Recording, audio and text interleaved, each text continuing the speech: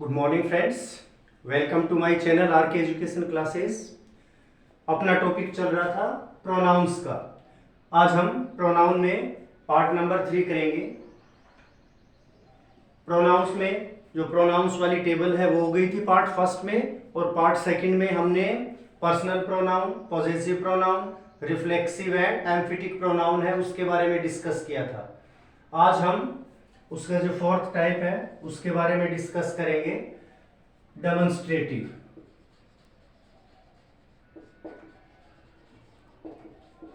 Demonstrative pronoun. तो demonstrative pronounce कौन से होते हैं? वो प्रोनाउंस जो किसी चीज की तरफ पॉइंट आउट करने के लिए यूज में लिए जाते हैं। कोई चीज इंडिकेट करने के लिए, पॉइंट आउट करने के लिए यूज में लिए जाते हैं, वो डेमोन्स्ट्रेटिव प्रोनाउन कहलाते हैं। तो इसमें कौन से होते हैं? दिस, दैट, दिस,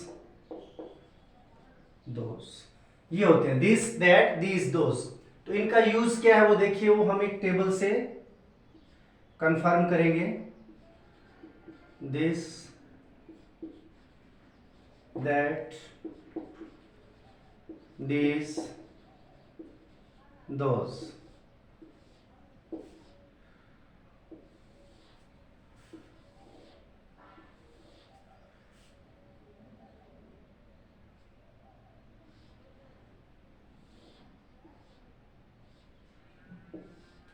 देखिए, दिस और दैट है वो किसके लिए?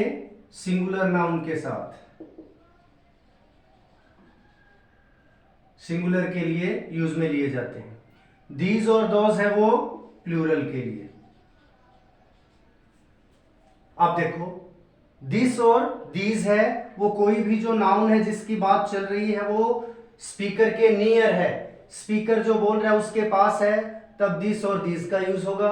और दैट और दोज का यूज होगा कि कोई भी नाउन जिसके बारे में बात चल रही है वो स्पीकर से फार है, स्पीकर के दूर है। तो देखिए, दिस और दैट है वो सिंगुलर नाउन के साथ यूज में लिया जाता है, चाहे वो काउंटेबल हो चाहे अनकाउंटेबल। दिस और दैट है वो सिंगुलर नाउन के लिए, सिंगुलर के लिए आइदर दैट इज काउंटेबल और अनकाउंटेबल, उसके साथ यूज में किया जाता है। दीज और दोज है वो काउंटेबल और प्लूरल नाउन है, उनके लिए यूज में लिया जाता है। दिस और दीज है वो कोई भी नाउन जो स्पीकर के पास में है, तब किसका? दिस या दीज का यूज करेंगे। और जो भी नाउन है जिसकी बात चल रही है वो स्पीकर से फार है, तब दैट और दोज का यूज करेंगे। इसका मतलब क्या हुआ? देखो, अकेले दिस का यूज देखें तो दिस का यूज है वो सिंगुलर नाउन के साथ, और जो कि स्पीकर के नियर है उसके लिए यूज में होगा। फॉर एग्जाम्पल, सपोज हम कहें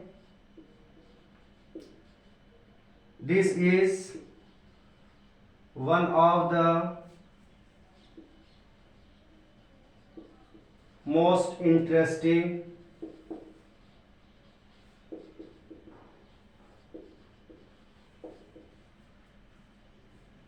this is one of the most interesting books, कि ये जो बुक है वो मोस्ट इंटरेस्टिंग बुक्स हैं उनमें से एक है। तो इसका मतलब दिस का यूज हुआ है। तो कैसे, किस लिए हुआ है? क्योंकि ये जो बुक है, जो काउंटेबल नाउन दे रखा है, जो बुक्स है उनमें से एक, और बुक है उसको हम क्या कर सकते हैं? काउंट कर सकते हैं। तो काउंटेबल के लिए, सिंगुलर के लिए दिस का यूज करेंगे, और दिस का यहां यूज हुआ है, इसका मतलब ये बुक है वो स्पीकर के कहां है? नियर है, पास में है। ऐसे ही यदि कोई प्लूरल थिंग्स दे रखे हैं और वो स्पीकर के नजदीक है, नियर है, तो किसका यूज करेंगे? दीज का, प्लूरल के सेंस में। These are my friends.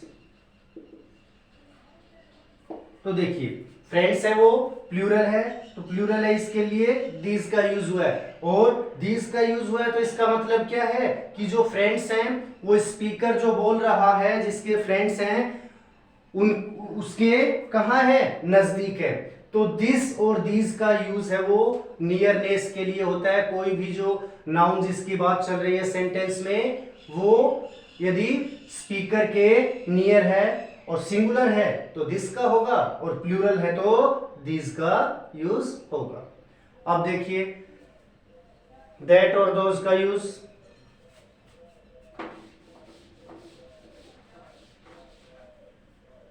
Yes, तो दैट का यूज कहां होगा, यदि कोई भी जो नाउन है वो सिंगुलर है लेकिन वो नियर नहीं है, स्पीकर से फार है, स्पीकर के दूर है। तो देखिए दैट इज अ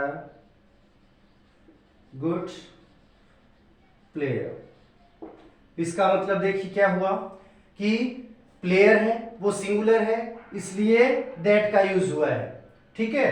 तो लेकिन ये दैट का यूज हुआ है, इसका मतलब जो प्लेयर है वो स्पीकर के पास में नहीं है, स्पीकर के फार है, स्पीकर से दूर है, इसलिए दैट का यूज हुआ है। क्योंकि प्लेयर है वो सिंगुलर है, तो सिंगुलर के साथ यदि कोई भी आपको नाउन दे रखा है वो जो स्पीकर से फार है, स्पीकर के दूर है और क्या है, सिंगुलर है, तो किसका यूज होगा, दैट का यूज होगा। अगला एग्जांपल देखो, दोज आर